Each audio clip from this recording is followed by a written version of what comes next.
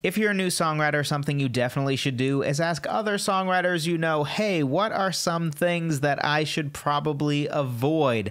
What are some things that you did that you kind of wish you didn't? Or some things that slowed down your songwriting progress or just made songwriting harder than it needed to be or more frustrating than it needed to be? And on that subject, in this episode, we are talking about 3 things I would tell a new songwriter to avoid my mistakes.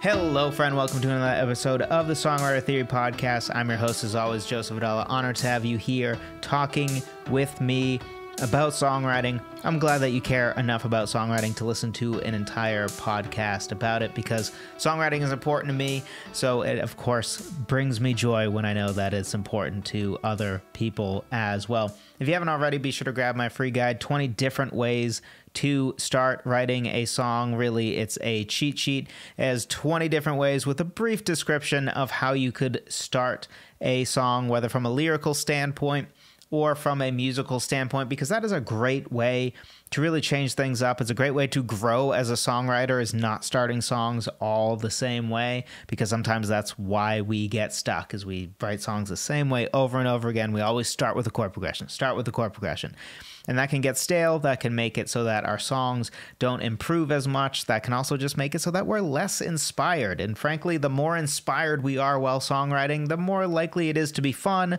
the more likely it is that we write great stuff. There's a bunch of reasons that we should want to stay inspired. So, songwritertheory.com/free guide. The first thing that I would tell a new songwriter to avoid my mistakes is to work downstream. You do not get points for making songwriting purposefully hard. Now, this is not contradicting what I said in what probably was the last episode, where we should always be doing some songwriting at the edge of our ability so that it's never easy per se. But that also doesn't mean we want to make it artificially hard. So, like most things that are worth discussing, there's nuance, right? We don't want to make things hard for the sake of hard. That's silly, right? You don't want to make writing a story hard for the sake of it, or your next project at work hard for the sake of it. That's not a good reason. But we do want to work more at the edge of our abilities, so that's a challenge in a way that makes us grow. So there's a tension there. But especially at the beginning, you don't get points for making songwriting hard intentionally. So you're at the beginning. Your goal should be to get some songs done, get some wins. That way you can feel better, like, oh, okay, I can do this. Maybe the songs aren't great, but I technically finished a song, and it doesn't take me a year to write my first song. So we want to write songs in whatever way is easiest for you right now. So let's say you are a poet that wants to learn to put poems to music. For you, it might be easiest to continue just writing poems, and then you maybe take a stock chord progression, pick one that you think fits, and then you practice just improvising, trying to sing your poem over that chord progression. Maybe that's the easiest way. Whatever is the easiest way for you. For a lot of people, it's going to be pick a stock chord progression, improvise a melody over it, and then write the lyrics. For most people, that's probably going to be the easiest way to write a song, especially at the beginning. But write in whatever way is easiest for you right now. Don't worry about what you think is the right way to write a song, which, by the way, there's no one right way. Don't concern yourself about, I got to learn songs to write songs in a bunch of different ways, blah, blah, blah.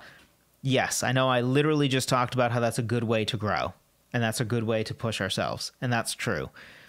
But at the very beginning, we want to worry more about getting the wins than we are about the variety, or than we are about like, oh, well, I haven't written a song in this obscure way yet, or I haven't started a song like this. That's good at maybe song 5. But maybe your first 5 songs, do whatever it is that makes it easiest to accomplish the song, finish the song. So if you're a bass guitarist,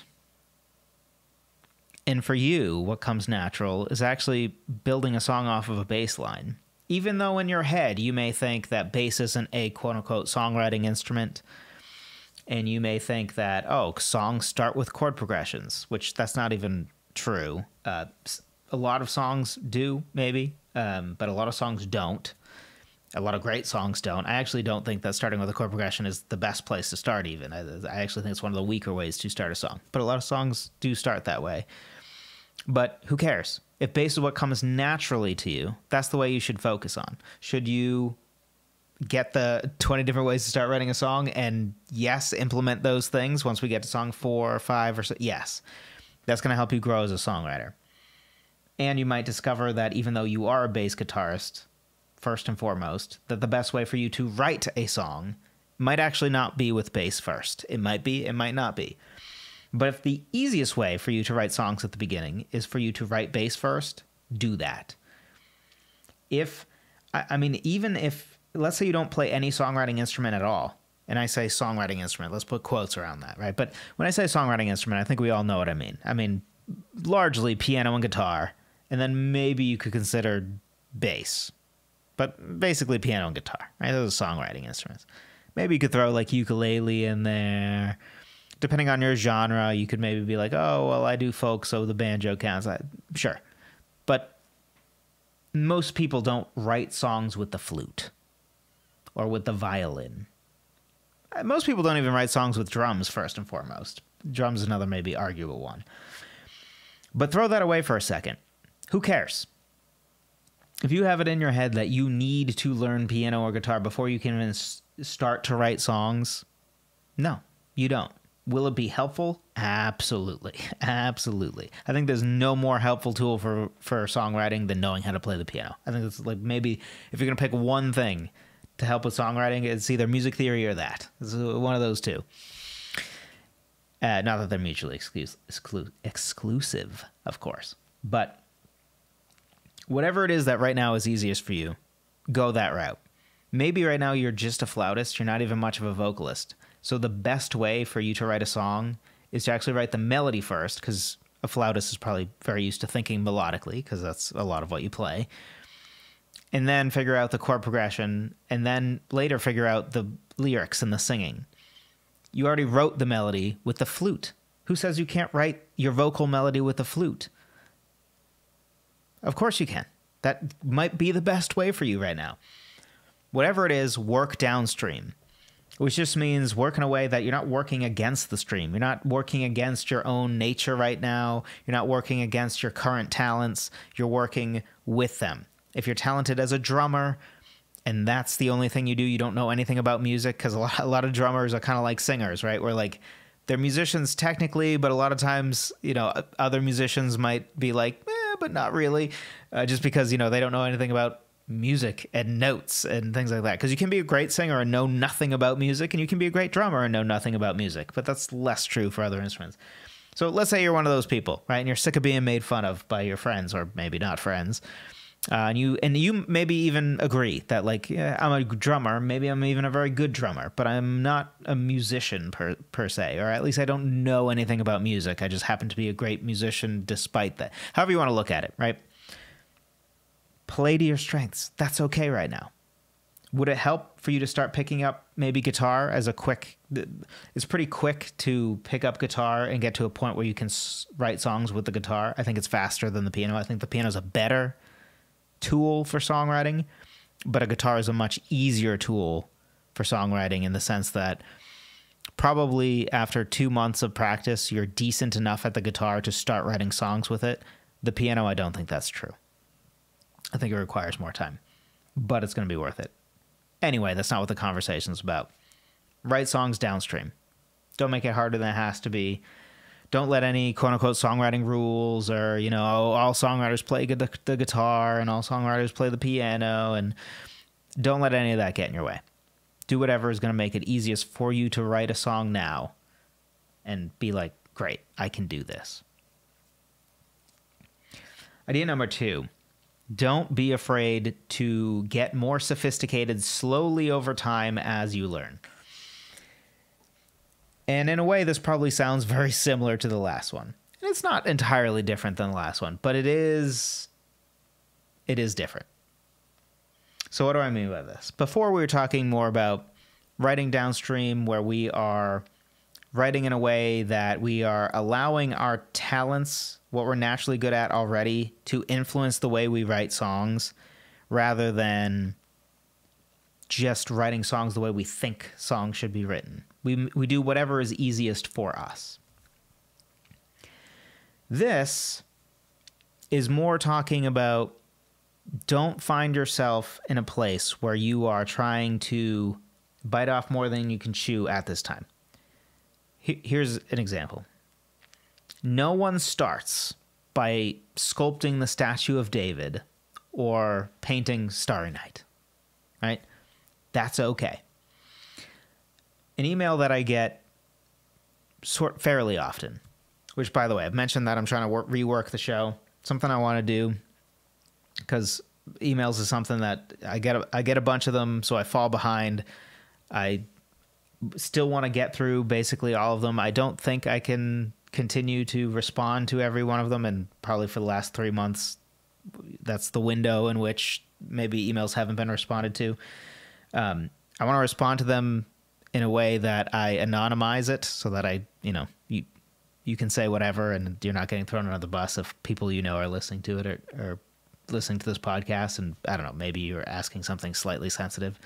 But I want to be able to answer more emails. And then I figure, you know what?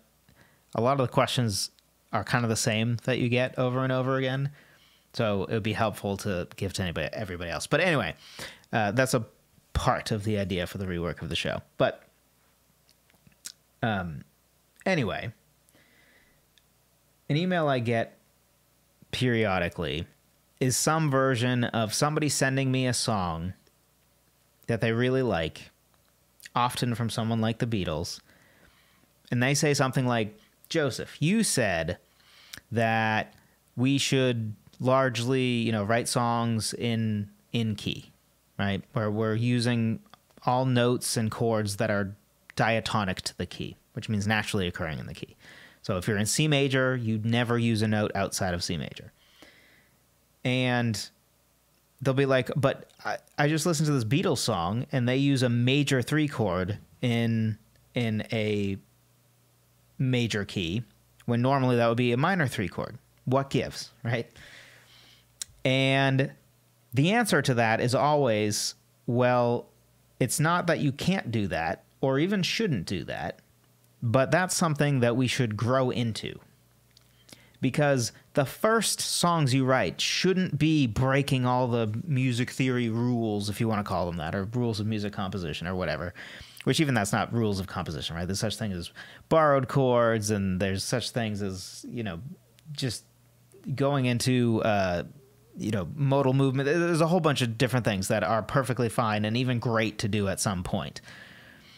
But in your first songs, you shouldn't be trying to, paint Starry Night or sculpt the statue of David, right? We're just not ready for that. In the same way that your first woodworking project is probably not going to be some super crazy table with a bunch of fancy drawers in it, and whatever's a hard woodworking project, you probably don't start with that, right? You probably start with, here's a basic little bookshelf. It's like 5 pieces of wood, simple, right?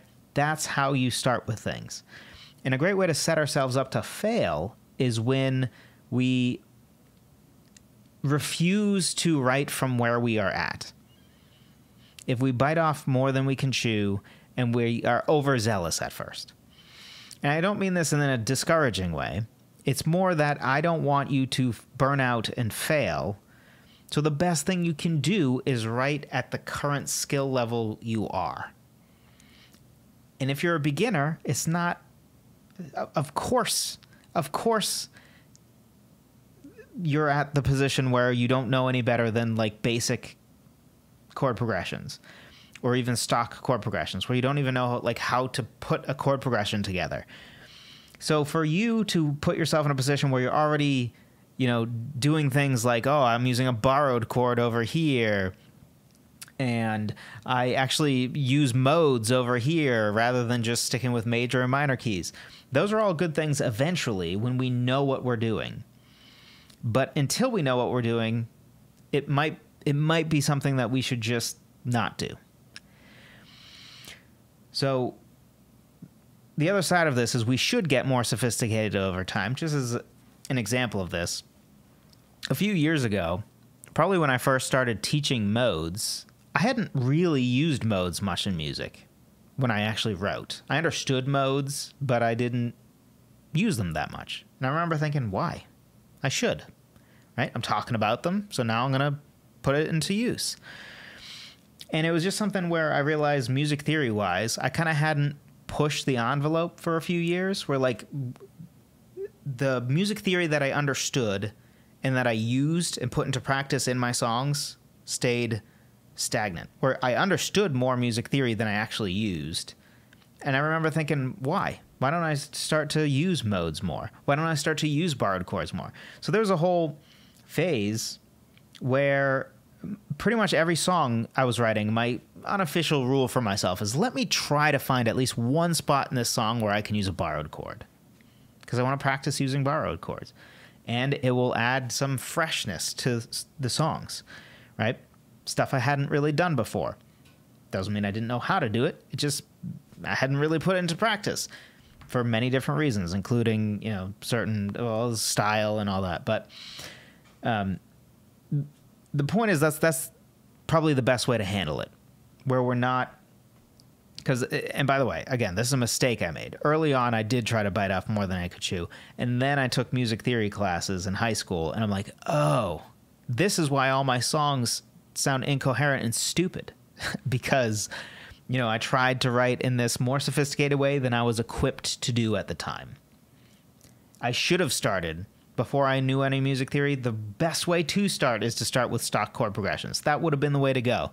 But I didn't do that. I tried to write more sophisticated to start, and none of those songs really worked out. One of them kind of did.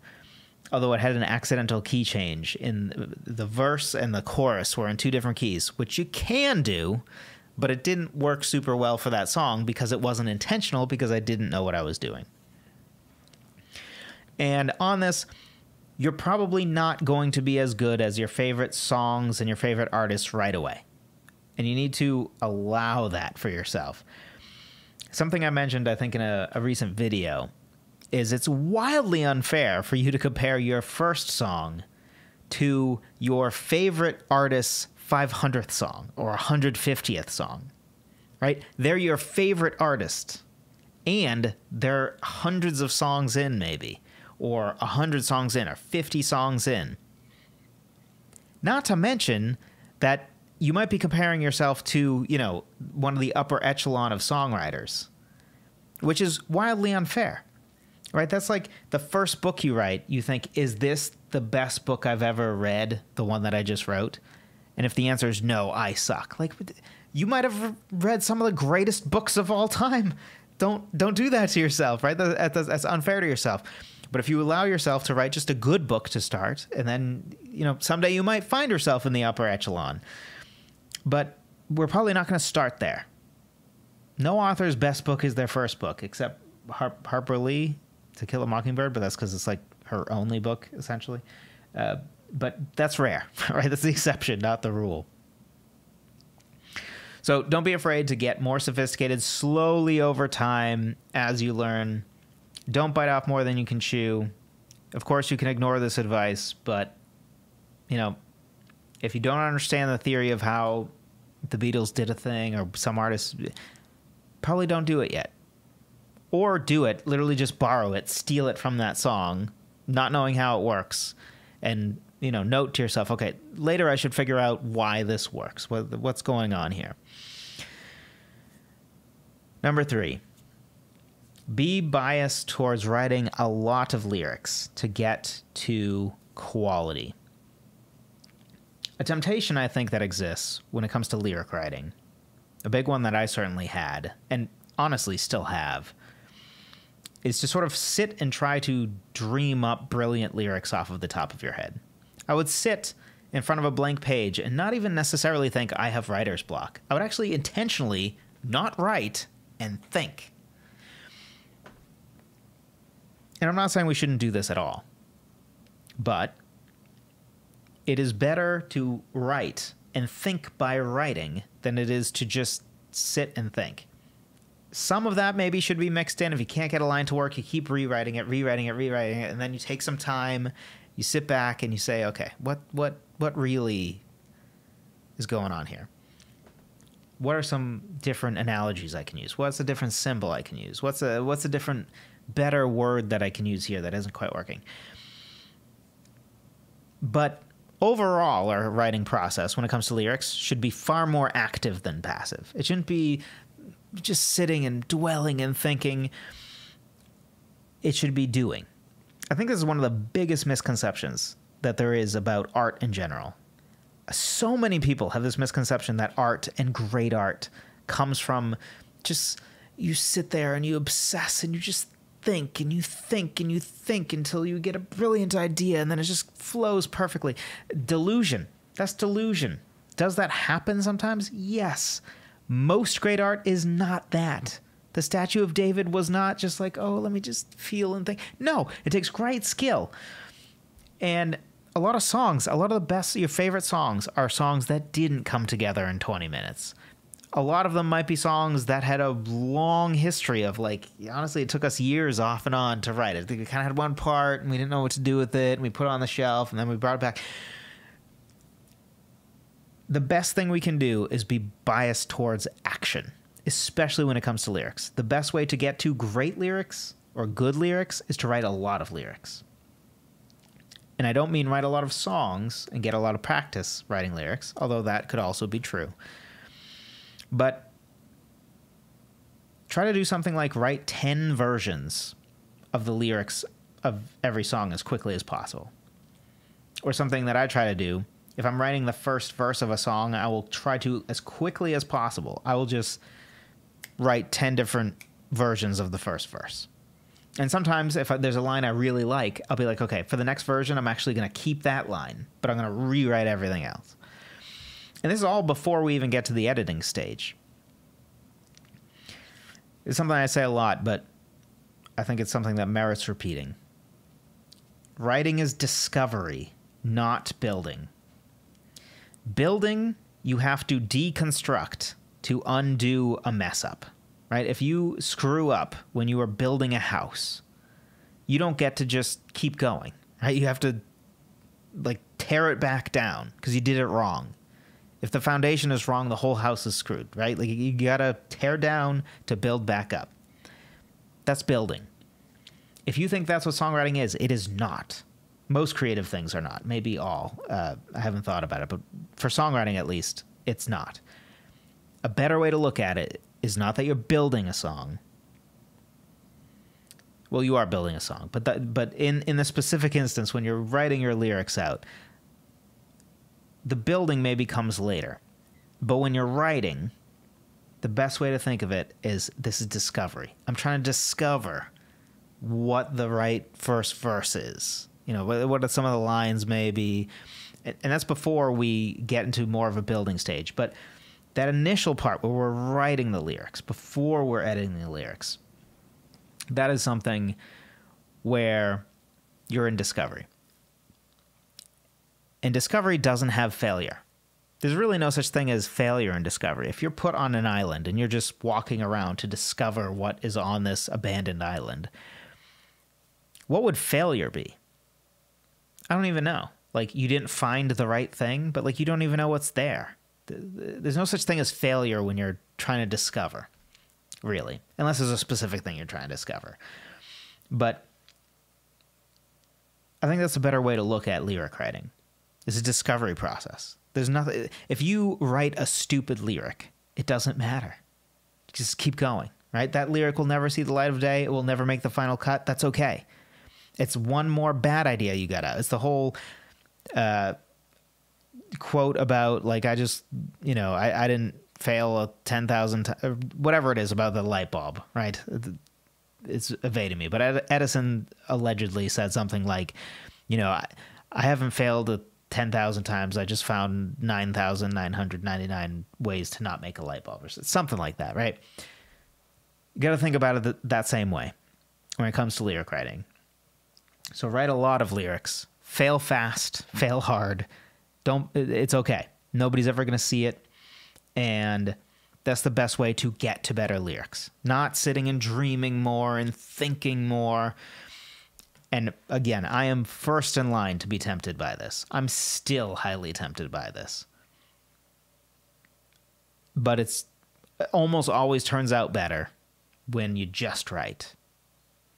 And you rewrite, and you write again, and you write again, and you write again.